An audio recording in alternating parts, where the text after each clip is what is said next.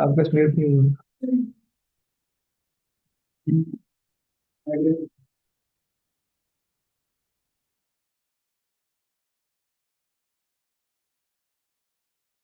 ये स्पीकर यहाँ से सीधे अच्छा।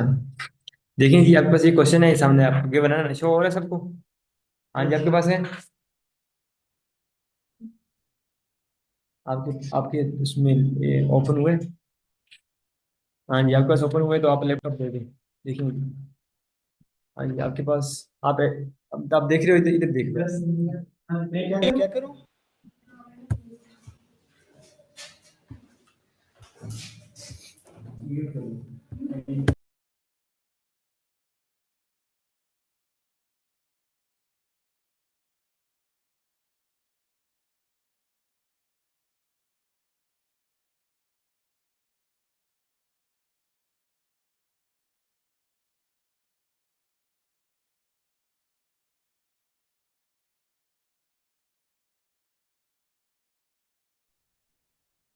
हाँ जी, देखिए जरा।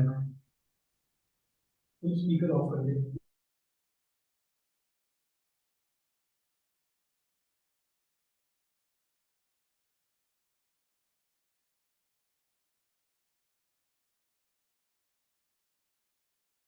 ठीक है जी, क्वेश्चन आपके पास है। हम इससे मार्जिनल से करते हैं और अब्जॉर्प्शन से करते हैं, मार्जिनल कॉस्टिंग से करते हैं और अब्जॉर्प्शन कॉस्टिंग से करते हैं। कैसे करेंगे? सबसे पहले तो हम अच्छा, हमारे पास दो तरह की ड्यूटी लेवल गिवन होता है, तीन तरह की गिवन हो सकती हैं, लेकिन हमारा मेन कंसर्न किससे होगा? सेल यूनिट्स कितने और प्रोडक्शन यूनिट्स कितने हैं। सेल यूनिट्स कितने और प्रोडक्शन यूनिट्स कितने हैं, तो हम इन्हीं को देखेंगे। अच्छा, सबसे पहले तो हमें निकालना पड़ता है, जब भी हम प्रॉफिट निकालते हैं मार्जिन से या अब्जॉर्प्शन से, तो हमें पहले चीज जो गिवन होती है वो सेल रेवेन्यू क्या गिवन होती है, या नी गिवन होगी तो हमें निकालना पड़ेगा सेल रेवेन्यू। सेल रेवेन्यू, ठीक हो क्या? सेल रेवेन्यू हमारे पास 60,000 है। कैसे आए 60,000? कैसे आए कि हमने अपने जो सेल प्राइस है उसको मल्टीप्लाई किया किससे? सेल यूनिट से, तो हमारे पास सेल रेवेन्यू आ गया। ठीक। अच्छा, उसके बाद हमने माइनस करनी थी तो मानता है वेरिएबल कॉस्ट, जो कि मार्जिनल से एक प्रोडक्ट की कॉस्ट है, जो कि मार्जिनल से एक प्रोडक्ट की मार्जिनल से एक प्रोडक्ट की कॉस्ट कौन कौन सी हो सकती है जी? मार्जिनल से एक प्रोडक्ट की कॉस्ट कौन कौन सी हो सकती है? वेरिएबल कॉस्ट कौन सी?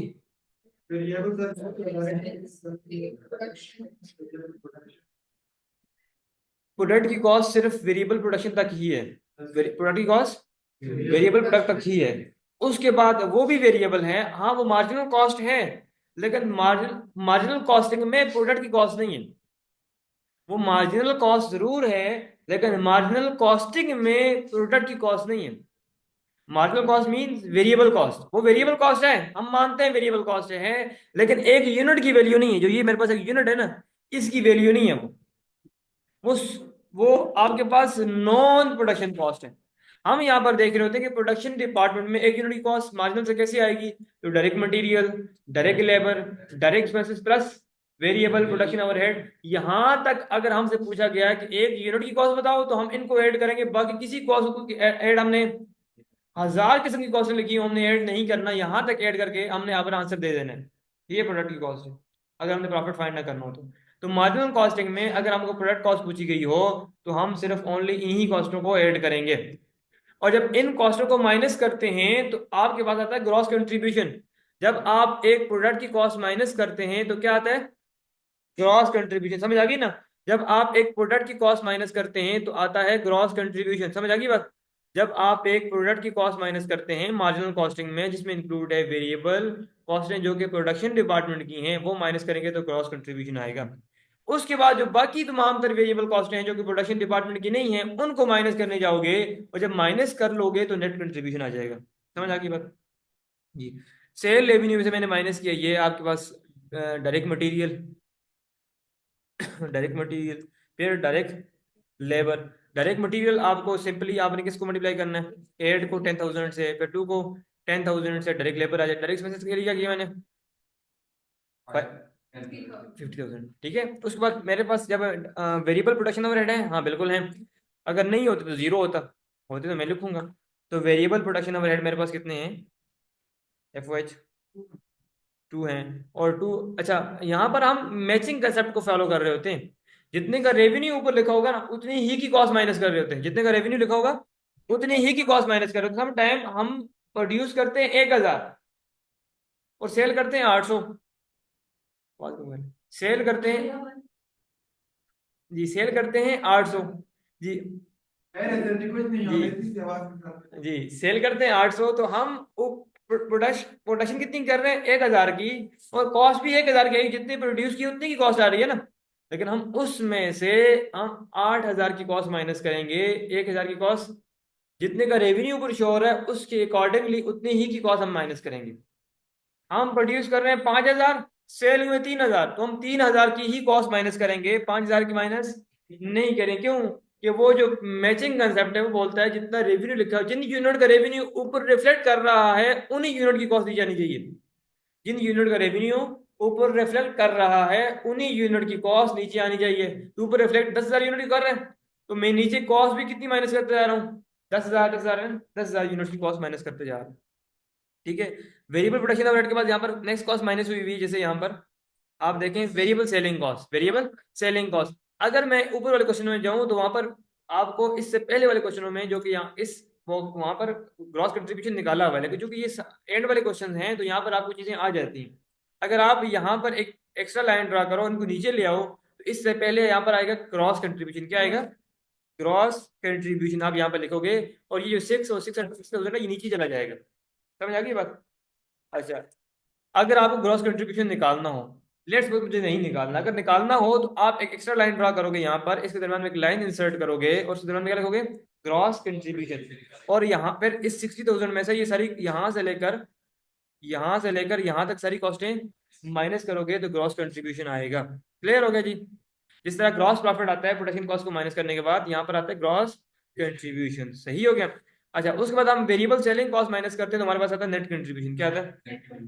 Net contribution. Variable selling cost minus हुई है ना, नेट कंट्रीब्यूशन हमारे पास आता है जी। वेरिएबल सेलिंग कॉस्ट माइनस की तो मेरे पास क्या आ गया? Net contribution. और 90% क्वेश्चंस में आपसे यही पूछ रहा होता है, नेट कंट्रीब्यूशन।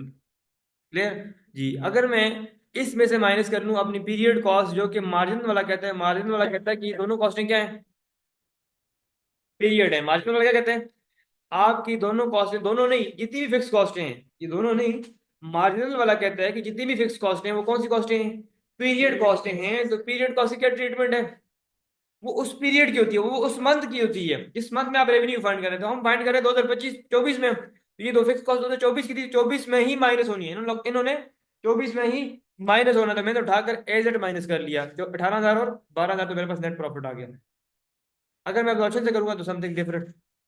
यहाँ तक तो सेम आएगा सिनेरियो, यहाँ तक देखें, यहाँ तक देयर इज नो डिफरेंस। और यहाँ तक प्रॉफिट भी ये भी यहाँ पर सेम आएगा। ये देखें, फार्मूला कॉपी पेस्ट में कर लूँ यहाँ से। हाँ ठीक है, कंट्रोल सी, कंट्रोल वी, आगे। ठीक है, सेम आएगा।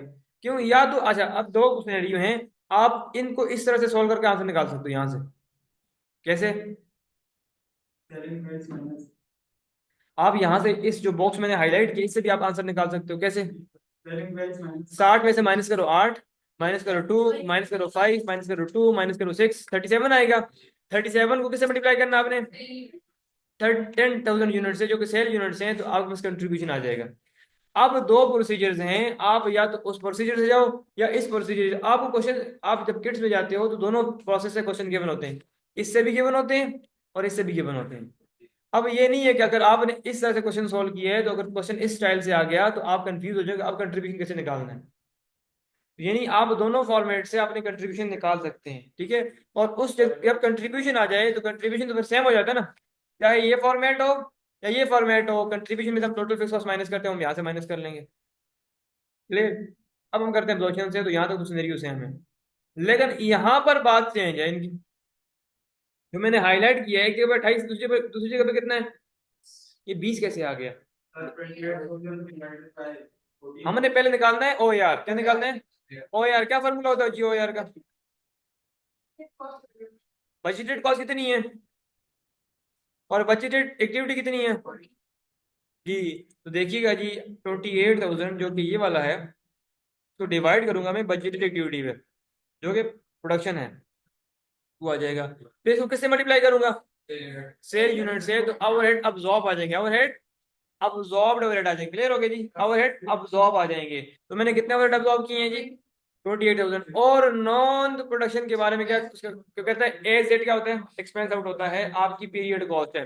अच्छा मैं आपके सामने यहाँ पर टेबल ओपन कर लूँ, बल्कि यहाँ पर इसी एक्सेल के अंदर है, अगर आप आ जाएं, ये लिखा है ना, एक मिनट, ये सारी चीजें आपने पहले लिखवाई हुई नहीं तो बाद में देख लीजिएगा। देखिए, direct material, direct labour, plus variable production overhead, और प्लस फिक्स। तो ये चार चीजें ऐड होती है किसमें, प्रोडक्ट कॉस्ट बनती है किसमें, जबकि मार्जिनल केस में क्या है जी, डायरेक्ट मटेरियल, डायरेक्ट लेबर और डायरेक्ट एक्सपेंसेस भी हैं। ठीक है, जब और प्लस वेरिएबल इनको ऐड करते हो क्या बनता है आपकी। और यहाँ पर ये कॉस्ट कौन सी है, पीरियड कॉस्ट है ना। देखिए मार्जिन वाले ने ये दोनों ही उठा के माइनस की, मार्जिन वाले ने दोनों ही उठा के माइनस की। और याद रखिएगा वेरिएबल सेलिंग कॉस्ट भी पीरियड कॉस्ट होती है।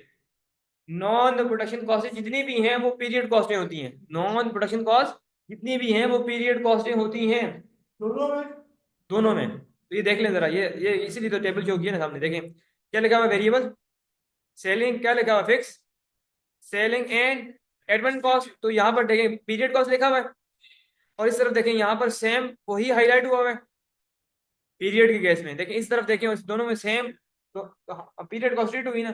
जबकि अब मार्जिनल में एक एक्स्ट्रा पीरियड कॉस्ट है, कौन सी वाली है, जबकि मार्जिनल में एक एक्स्ट्रा प्रोडक्ट कॉस्ट है, कौन सी वाली है, अब्जॉर्प्शन में एक एक्स्ट्रा प्रोडक्ट कॉस्ट है, कौन सी वाली है, फिक्स है। तो ये दोनों इससे नीचे जितनी भी कॉस्ट आएंगी वो पीरियड ही है, चाहे वो एडमिन के नाम से आ जाएं, चाहे वो सेलिंग के नाम से आ जाएं, चाहे वो कैंटीन के नाम से आ जाएं, किसी भी नेम से आएंगी तो कौन सी होंगी, पीरियड कॉस्ट ही होंगी। प्रोडक्शन डिपार्टमेंट को छोड़कर, असम्बली और प्रोडक्शन डिपार्टमेंट को छोड़कर बाकी सारी सारी क्या होंगे, पीरियड कॉस्ट होंगी। ठीक है, और अगर आपको मजीद इसको देखना है इनके फार्मूलाज को, तो ये आपके पास लिखे हैं। अगर आपको निकालना है डायरेक्ट प्राइम कॉस्ट, क्या करना है आपको, ऐड करना है। अगर आपको मार्जिनल कॉस्ट निकालनी है तो प्लस, और अगर आपको प्रोडक्शन कॉस्ट निकालनी हो तो, यानी आपको सबसे एंड में जो सबसे हायर कॉस्ट होगी कौन सी होगी। अगर इन इन ग्राफ से आपको समझ नहीं आए तो नीचे दोबारा से टेबल बने हुए देखें जरा जी।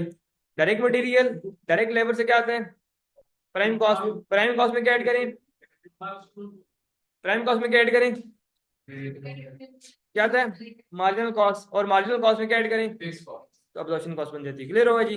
तो ये टेबल आपको याद होने चाहिए, ये पहले ये और डिफरेंट टेबल मैंने आपको शो किया, उसमें से आपको मार्जिनल पीरियड कॉस्ट और प्रोडक्ट कॉस्ट को क्लासिफाई करना आना चाहिए। कौन कौन सी कॉस्ट पीरियड होंगी, fix production, fix non production cost, वो कोई भी हो, किसी भी डिपार्टमेंट की हो, और वेरिएबल कॉस्ट हो, किसी भी डिपार्टमेंट की हो। क्लियर हो गया जी। जी आ जाए जरा जी, हम क्वेश्चन पे थे यहाँ पर, हमेशा कम होगी, हाँ एक केस में सेम हो सकती है, कम नहीं हो सकती, सेम हो सकती है। जब नहीं, जब फिक्स कॉस्ट हो ही ना, जब फिक्स प्रोडक्शन कॉस्ट, जब फिक्स प्रोडक्शन कॉस्ट हो ही ना, उस केस में सेम हो सकती है। अदर केसेस में आपकी मार्जिनल कॉस्ट कम होगी एक यूनिट की प्रोडक्ट कॉस्ट, और उसमें ज्यादा होगी। कॉस्ट ऑफ सेल की बात नहीं कर रहा हूं मैं, कल समझाऊंगा cost of sale, cost of sale ज्यादा कम हो सकता है, कॉस्ट ऑफ सेल कम या ज्यादा हो सकती है, मैं प्रोडक्ट कॉस्ट की बात कर रहा हूँ। कॉस्ट ऑफ सेल ऊपर ज्यादा या कम हो सकती है, लेकिन प्रोडक्ट कॉस्ट वो मार्जिनल से कम होगी, प्रोडक्शन से ज्यादा होगी। ठीक है, तो जी हम पहुंचे थे ओ आर तक। ओ आर को मल्टीप्लाई करना एक्चुअल एक्टिविटी के साथ, और आपने अपने कंट्रीब्यूशन में से माइनस कर लेना है जो कि नेट कंट्रीब्यूशन है, और उसके बाद और कोई फिर पीरियड कॉस्ट है तो वो भी माइनस कर लेना, नहीं है तो आपका प्रॉफिट आ जाएगा। पीरियड कॉस्टें हैं जी 12,000 की, हमने एजेड माइनस किया, यहाँ पर वो ट्रीटमेंट नहीं किया, ओ आर निकाला हमने इस 12 के साथ। देखें ये यहाँ पर भी 12 माइनस किया, यहाँ पर भी, यहाँ पे कोई डिफरेंस नहीं है, सिर्फ एक ही कॉस्ट में डिफरेंस, इसको मैंने हाईलाइट किया हुआ है। ठीक है, तो उससे हमने ओआर निकाला, ओवरहेड अब्सॉर्ब किए। देखिए यहाँ पर प्रॉफिट कम आ रहा है, यहाँ पर प्रॉफिट का डिफरेंस कितने का है जी, प्रॉफिट का डिफरेंस कितने का है, शो हो रहा है ना आप लोगों को, प्रॉफिट का डिफरेंस कितने का, 8,000 का। अब ये 8,000 का डिफरेंस, हमने एक फार्मूला पढ़ा ऊपर, ये क्या फार्मूला पढ़ा है, change in profit, change in inventory कितने से जी बोले, 4,000 से, चेंज इन ओ यार कितना है, टू, तो चेंज इन प्रॉफिट कितने से आएगा? देखें जी, ये आएगा। अच्छा, अगर यहाँ से आपको बता दिया जाए कि एक क्वेश्चन जो कि मैंने भेजा हुआ है, सोल्व नहीं करवाया, पहला पहला क्वेश्चन है कि आपको पूछ रहा है कि जाए बताएं प्रोडक्शन यूनिट कितने हैं, प्रोडक्शन, ये पूछ रहे हैं ना प्रोडक्शन यूनिट कितने, कैसे फाइंड करोगे? अगर आपको बता दिया जाए कि हमें बताएं कि आपके प्रोडक्शन यूनिट कितने हैं, इस साल कितने प्रोड्यूस किए, सेल तो बता दिया ना, सेल कितने, 10,000, सेल बता दिया है। लेट्स सपोज आपको 14,000 जो कि प्रोड्यूस किए वो नहीं बताए, तो कैसे निकालोगे आप? जी नहीं, आप सबसे पहले तो प्रॉफिट का डिफरेंस लोगे, क्या लोगे? प्रॉफिट का डिफरेंस लोगे, कितना आएगा वो? 8,000, कितना आएगा? 8,000। फिर आपको ओ आर के लिए बजटेड एक्टिविटी और बजटेड कॉस्ट गिवन होगी, या ओ आर गिवन होगा, तो ओ आर कितना है? 2। ओ आर कितना है? 2। और चेंज इन प्रॉफिट कितने का था? तो आप डिवाइड कर लोगे तो क्या की चेंज इन इन्वेंटरी कितनी होगी वो? 4,000 हो जाएगी। अब आपको इसको ऐड करना है या माइनस करना है, ये सोचना है, ये रूल नहीं है। इसको ऐड करना है या माइनस करना है, ये आपने सोचना है। देखिए प्रॉफिट ज्यादा है किसका? अब्जॉर्प्शन का, मतलब प्रोडक्शन ज्यादा है। अगर अब्जॉर्प्शन का प्रॉफिट ज्यादा है तो उसका मतलब क्लोजिंग इन्वेंटरी इतनी बची है ना, तभी ज्यादा आएगा। ओपनिंग से क्लोजिंग ज्यादा है, ज्यादा प्रोड्यूस किए हैं और कम सेल किए हैं, तब ही क्लोजिंग इन्वेंटरी ज्यादा हुई है ना। तो जाकर सेल यूनिट कितने हैं वो? 10,000 है, उनमें 4,000 जाकर ऐड कर लोगे तो कितने आ जाएगा? दोबारा रिपीट कर लेता हूँ, समझ नहीं आई होगी आपको। दो प्रॉफिट दिए होंगे, मार्जिनल का और ये दिया होगा मार्जिनल का और अब्जॉर्प्शन का, ये दो प्रॉफिट दिए होंगे। तो ये और है आप लोगों को मार्जिनल और अब्जॉर्प्शन का प्रॉफिट दिया होगा, जैसे यहाँ पे अपने क्वेश्चन किया, मार्जिनल और अब्जॉर्प्शन का प्रॉफिट दिया होगा।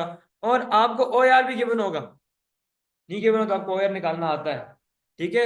आप ओ आर भी निकाल लोगे तो जब इसको डिवाइड करोगे चेंज इन प्रॉफिट पे, तो क्या आएगी? चेंज इन इन्वेंट्री, ये 4,000। अब ये 4,000 को ऐड करना है या माइनस करना है, ये आपने सोचना है। अगर अब्जॉर्प्शन का प्रॉफिट ज्यादा है तो आपने ऐड कर लेना है, क्योंकि प्रोड्यूस ज्यादा हुए होंगे, सेल कम हुए होंगे, तब ही क्लोजिंग इन्वेंट्री इंक्रीज कर रही है ना। और जब क्लोजिंग इन्वेंट्री इंक्रीज करती है तो अब्जॉर्प्शन का प्रॉफिट ज्यादा आता है। और अगर अब्जॉर्प्शन का प्रॉफिट कम होगा तो आप इसको माइनस करेंगे ताकि कम प्रोडक्शन यूनिट आ जाए। आपने प्रोड्यूस कम किए हैं और सेल ज्यादा किए हैं, कुछ ओपनिंग में से भी उठाए हैं, क्वेश्चन का ज्यादा आ रहा है, 8,000 ज्यादा आ रहा है। सही हो गया, क्लियर, समझ आ गई बात? जी चले, शुक्र है।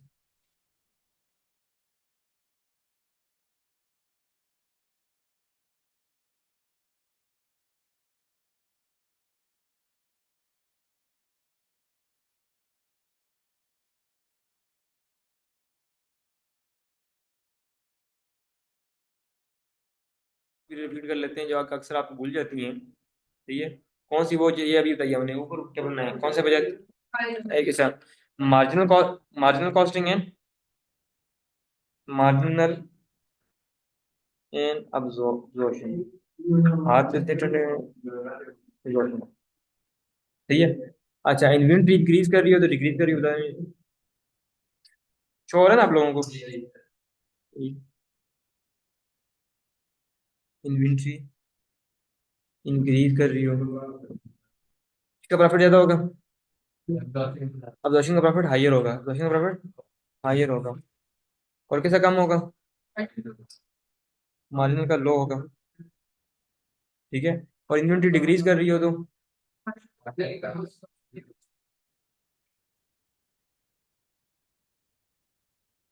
इसका हायर होगा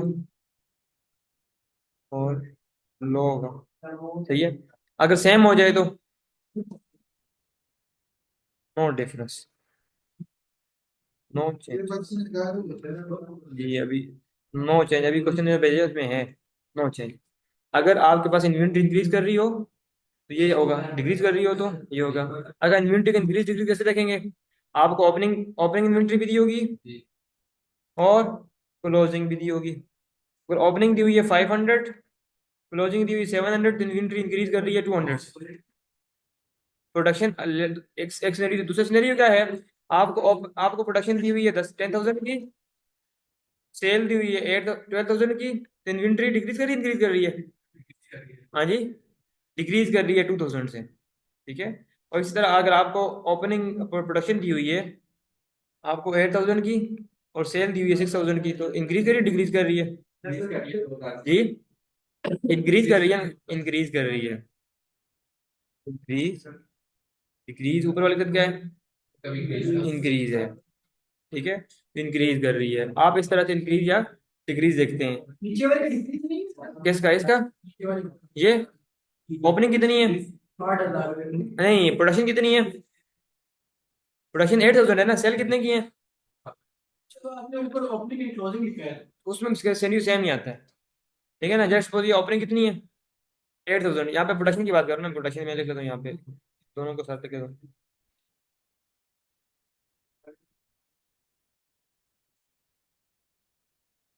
ये प्रोडक्शन सही है। और ये क्या है? सेल।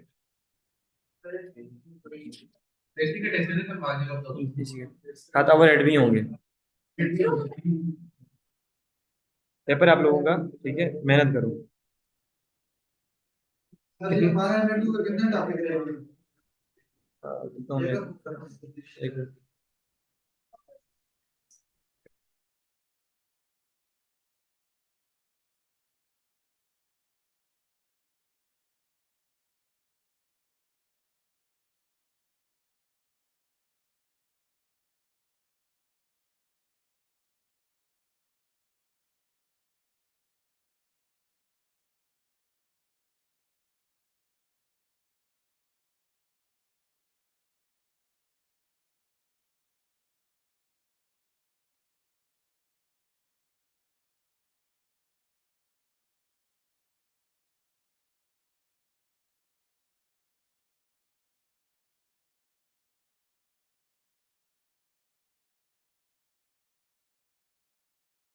ठीक है, हाँ इंशाल्लाह। तो ये आपके पास आ गए नोट्स? बस कोशिश करें नेक्स्ट डेट आ रही सुबह कराएं, ठीक है? तो दे रहा हूँ इंशाल्लाह। फिर में पाउंड का मसला है ना, और मसले मसाइल मूड से